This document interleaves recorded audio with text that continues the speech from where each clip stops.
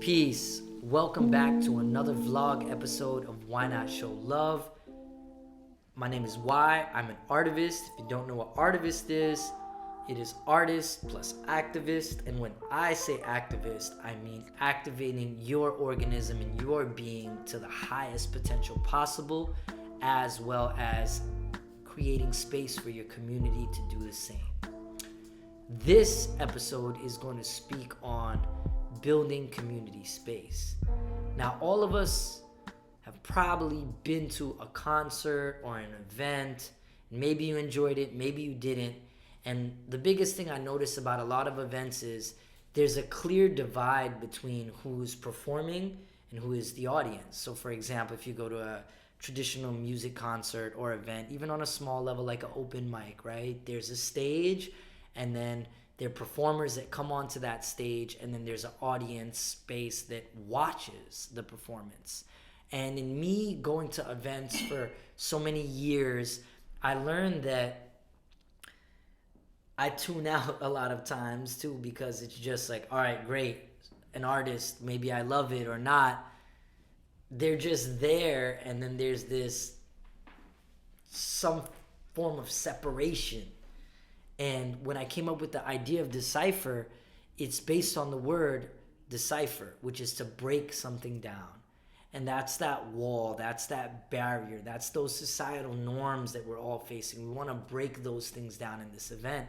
And the cipher, which means a circle or a space where anyone is welcome to come in and share as they are. So if you take an early hip-hop culture, if there was a breakdancing cipher, it would be a circle where anyone could hop in. And even if somebody was like a new dancer just testing out a move, or a veteran world champion, the cipher would hold space for that. And we would all learn from each other. So Decipher came about by looking at the ability to create space for people to be heard and for people to be seen. And that took me, first I was doing movie nights. We did things like game nights as well, and just hanging out and building. And within the crew of people that I worked with for a long time, we discussed and wrote down ideas on how we could hold space for others and still shine at the same time ourselves. In the first incarnations of it, I tried a more traditional approach, which was asking everybody what was their value, what were their rates, and then paying them those rates. But to pay everybody in the team their rates, each event would cost us $4,000. And I didn't want to follow the same routine of trying to get grants or working with larger institutions or organizations, which I've done so successfully in the past. I wanted to create something that the value was within the event itself. So for this new season of 2.0, we unfortunately lost one of our dear brothers, an artist and performer in the previous Deciphers. His name was Roberto Enamorado, aka Roberto in Love. And this dude used to just hold space in his crib, in his house. He would just show up, do his thing, and he wouldn't really ask much for people.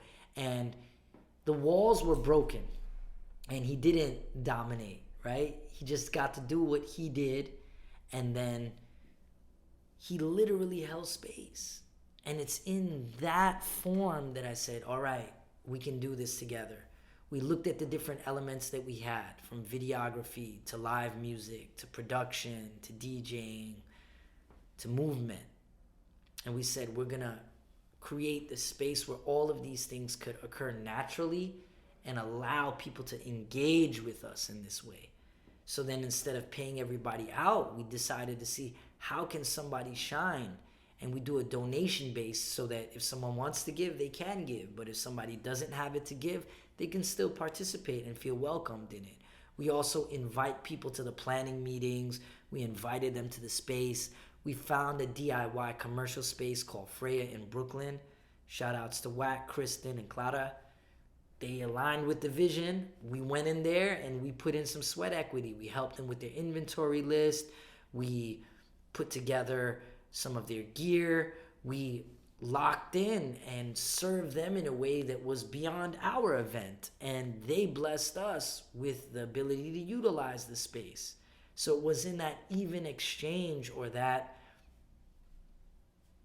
transfer of energy, if you will, that everybody is being considerate of each other, and somehow we're managing to thrive. We didn't know how we were going to raise the money for this event when we started.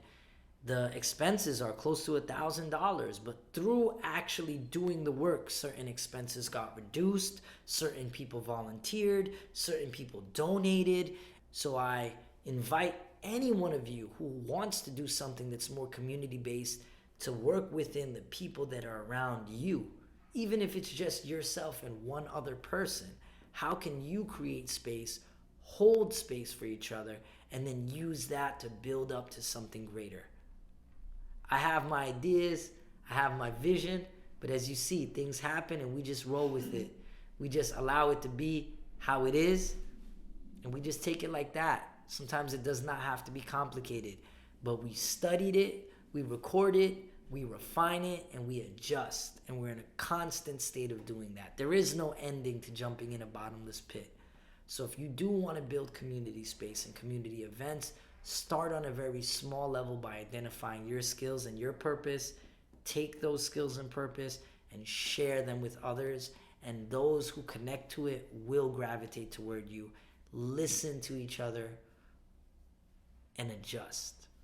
That said, this is Why Not Show Love Vlog. We out. Peace, peace.